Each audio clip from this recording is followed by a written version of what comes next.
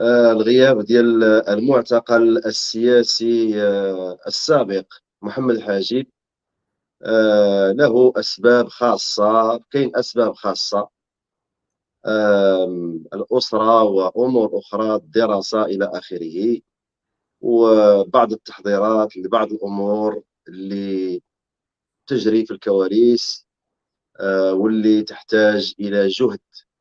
كبير وكبير بزاف بحكم كتعرف الأخ فُسحى على أنه هنا في أوروبا، باش باش يكونوا عندك محامين، مثلًا نقولوا واحد 4 ولا 5 إلى آخره ديال المحامين خصك تخلّصهم آآ